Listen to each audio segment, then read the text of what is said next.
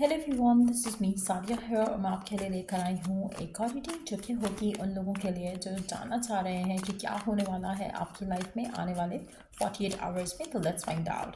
Reading शुरू करने से पहले रिमाइंड करवा दूँ कि ये एक जनरल रीडिंग है। अगर आपको पर्सनलाइज रीडिंग लेनी है तो रीच आउट कर सकते हो। ईमेल आईडी डिस्क्रिप्शन बॉक्स में गिवन है। सो क्या होने वाला है आपकी लाइफ में नेक्स्ट 48 आवर्स में, क्या एक्सपेक्ट कर सकते हो नेक्स्ट 48 आवर्स में। Let's find out. क्या एक्सपेक्ट कर सकते हो अपनी लाइफ में नेक्स्ट 48 आवर्स में, क्या एक्सपेक्ट कर सकते हो नेक्स्ट 48 आवर्स में।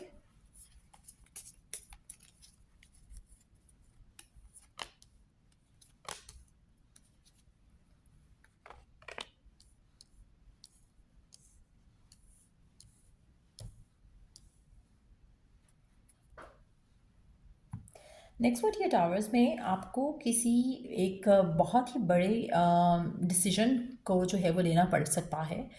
ये जो डिसीजन है इसको लेकर आप बहुत ज़्यादा कंफ्यूज हो राइट नाउ।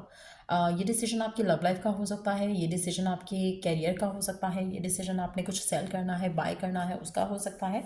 लेकिन डिसीजन काफ़ी टफ लग रहा है। ऐसा लग रहा है कि यहाँ पर आपकी इमोशनल इन्वॉल्वमेंट भी है।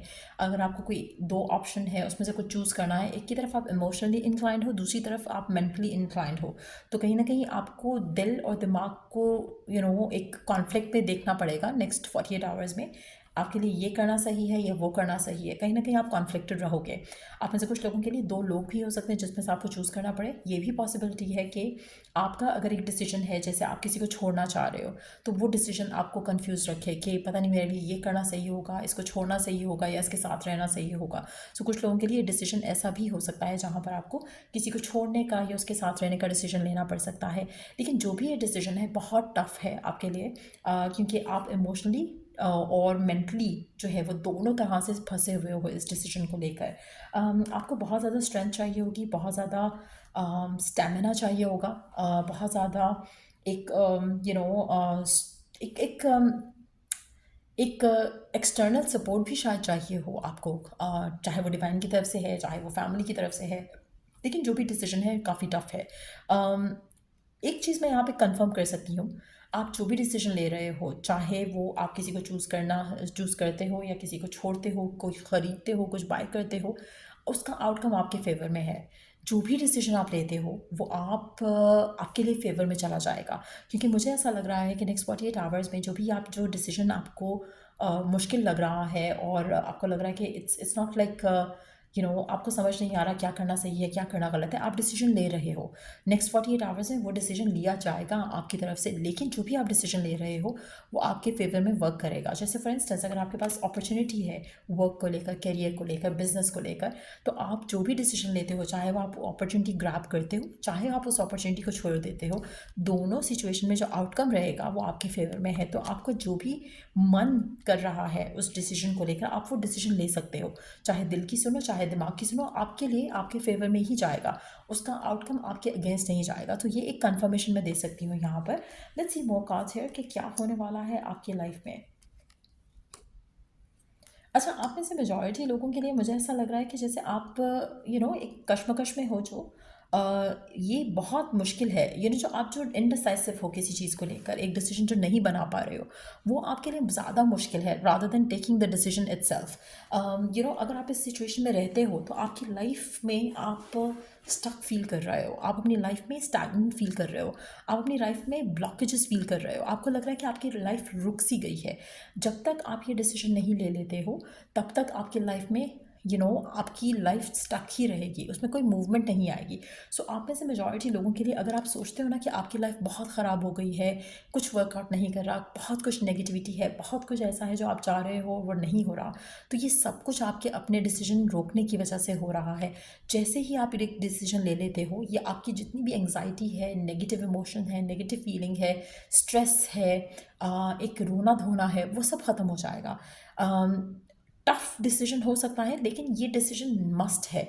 नेक्स्ट 48 आवर्स में आप अपने आप को इस मुश्किल से निकाल पाओगे, क्योंकि जैसे ही आप ये डिसीजन लोगे आपकी लाइफ में ऑटोमेटिकली एक स्टेबिलिटी जो है वो आपको फील होना शुरू हो जाएगी। You know the decision itself is tough, लेकिन वंस इट्स टेकन आपकी लाइफ आगे सेट हो जाएगी। सो अगर आपको किसी को छोड़ना है और किसी के साथ आपको लग रहा है कि आपकी ज़िंदगी नहीं गुजर सकती है, चाहे वो शादी है, चाहे वो रिलेशनशिप है, चाहे वो एक ऐसी सिचुएशन है जहाँ पर आपको लग रहा है कि आपका पर्सन आपको कभी कमिट नहीं करेगा या थर्ड पार्टी इन्वॉल्वमेंट है और आप सोच रहे हो कि शायद आपका छोड़ देना इस सिचुएशन को बेहतर है, मुझे लग रहा है कि आप जो भी डिसीजन ले रहे हो वो आपके हक में वर्क कर जाएगा और आपकी जो टेंशन है जो राइट नाउ आप ले रहे हो वो ख़त्म हो जाएगी।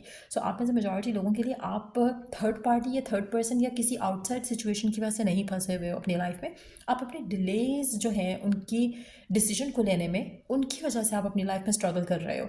सो once the decision is taken आपकी लाइफ आगे सेट है। आप में से मेजॉरिटी लोगों के लिए मुझे लग रहा है कि आपकी ज़िंदगी में खुशियाँ, फुलफिलमेंट आएगी, लेकिन ये डिसीजन लेने के बाद जब तक ये डिसीजन नहीं लेते हो आपकी लाइफ में मुश्किलें, परेशानियां चलती ही रहेंगी। सो जो भी डिसीजन है जो इसका आप काफ़ी टाइम से डिले कर रहे हो वो डिसीजन ले लो। नेक्स्ट 48 आवर्स में अगर आप ये डिसीजन ले लेते हो उसके बाद आपकी ज़िंदगी में खुशियाँ ही खुशियाँ आएंगी। लेट्स सी कि और क्या होने वाला है आपकी लाइफ में।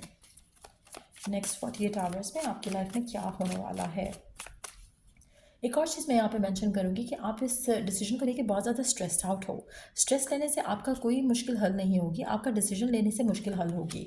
सो अगर आप किसी स्पेसिफिक समन से प्यार करते हो, उसको चाहते हो, सोच रहे हो कि मैं कहूँ या ना कहूँ, टेक एक्शन।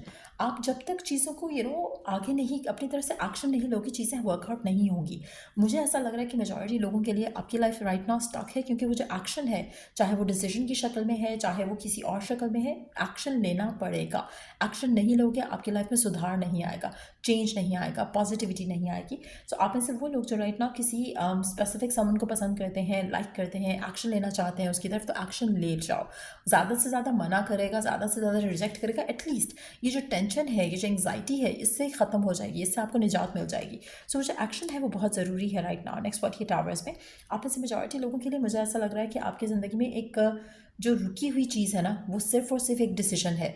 जैसे ही वो डिसीजन होगा नेक्स्ट 48 आवर्स में आप डिसीजन ले रहे हो, चाहे आप चाहते हो चाहे आप नहीं चाहते हो, लेकिन कहीं ना कहीं आपका एक मामला जो है वो सुलझ जाएगा, जो कि काफ़ी टाइम से उलझा हुआ है, काफ़ी टाइम से स्टक है, उसमें से आप अपने आप को निकाल पाओगे। चाहे वो लव लाइफ से कनेक्टेड है, चाहे वो कैरियर से कनेक्टेड है, चाहे वो होम लाइफ से कनेक्टेड है।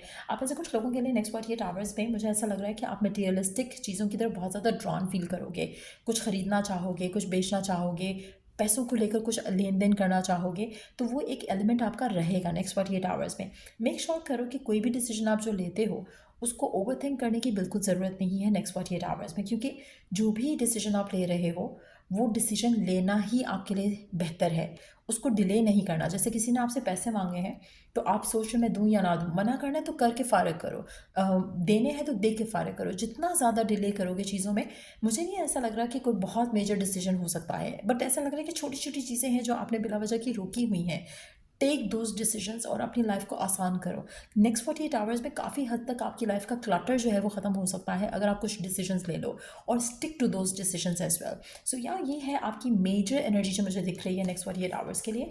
अगर आपको इस रीडिंग से हेल्प मिला है, गाइडेंस मिली है, तो लाइक शेयर सब्सक्राइब जरूर करो, और अगर आपको पर्सनलाइज रीडिंग लेनी है तो रीच आउट कर सकते हो। ईमेल आईडी डिस्क्रिप्शन बॉक्स में गिवन है। Till I do the next read, take care, bye.